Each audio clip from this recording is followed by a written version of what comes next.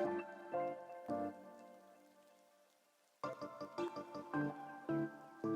guys, Richard Aficionado channel and Reefs.com. How you guys doing today? We're here in the show floor of Reef A Palooza Orlando 2021. And I'm here in my good friend's booth, Chad Clayton of Reef Nutrition. And I'm here with my new friend, Levi. How are you, man? Good, how are you? Good. Levi is somebody that I've been paying a close attention to recently because my good friend Chris Meckley of ACI Aquaculture has told me a great deal about him, as well as I've been just following his social media handle and then following his journey in a very uncharted land of an NPS world. Now, Levi, tell me a little bit about yourself. I've started reefing when I was probably, it was a few years ago when I started reefing. I've been in this hobby for a long time, but I just started reefing probably a couple years ago. I got my first NPS coral at Reef A Palooza Chicago in 2019. Wow. And ever since then, I've just like odd-shaped corals, just did something that most people just don't have. I just started going that route, and then not long after that, I met Chad, and I started using Reef Nutrition products, and just went up from there. And now I'm keeping full on NPS. So, what made you fall in love with NPS? Just the difference it looks. It's just a big difference from Now, like, I tried a couple of different NPS. I mean, it's a lot of work because, you know, you have to constantly be on top of feeding them and such.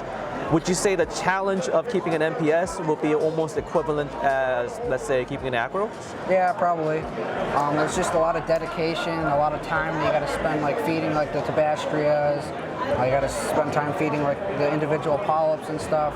And then the carnations and the gorgs, I usually just broadcast feed, so that doesn't take as much of the time. How long have you kept your carnation alive? I was going really good for a while. I had a purple carnation that I got from Chris at ACI. Yeah. And not the other day, I had a gorilla crab that magically appeared in the tank. Oh man, ripping at it when I came home. I was not happy about that. Oh man. That I could just hear Chris's voice. Oh my gosh, that happened. I was not happy. Well, I probably had that for 4 or 5 months now, but then that happened. So, you know, carnation is one of the corals a lot of people, even the advanced hobbyists, have a lot of issues with. You know? So I noticed that you use a lot of the Reef Nutrition's products to feed your corals. Tell me a little bit about your feeding regimens. What do you do?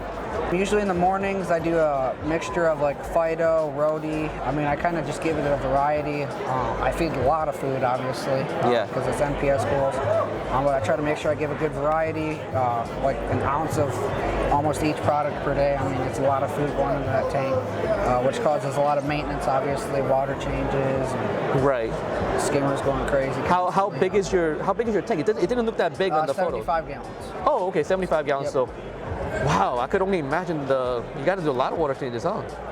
Yeah, I usually do weekly water changes, just to be weekly sure, water. Okay. How many gallons do you do? Like 20, 30. Okay. In that range. Gotcha. Like, where do you? I mean, I guess it's not as important as some corals and such, but where do you target your nutrient levels at? Like nitrates, I try to keep those within like 20 on down. I've been using this new product that I got from Orca Marine Laboratories. They do like different bacteria type stuff with I don't even know how to explain it.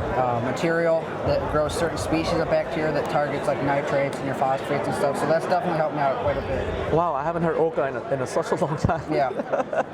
Orca is one of they use like a block, like a bioplastic blocks, and they use a little bit of oxygen to generate different type of bacteria. Wow, I haven't. That's a brand that I haven't heard in over a decade. Yeah, but I've started using those products, and I've definitely noticed the difference. So nice. It's a good thing that you brought up. Bacteria is something that is very often overlooked. Yeah. And then I also noticed that you've been also using PNS. Yes, I've been starting to use that a little bit. Bacteria. I haven't noticed a big difference yet, but I'm guessing that's going to probably come over time. Right. And obviously, you got to like look at the corals real closely, see what they're eating, and see if it's making a difference. So it'll probably take a little bit before I notice anything different with that product. You have actually dived into a very unique world. It's not only has grabbed my attention, but it has grabbed a lot of people's. I mean, I've seen people like Julian Sprung comment on your page and such. I mean, like all the industry, like legends are focusing on your work. I just try to keep myself humble in it all. goal, because I mean, who knows? Like, long-term success is what I'm really aiming for. Right. It's a marathon. Yeah, it really This is. hobby is always a marathon.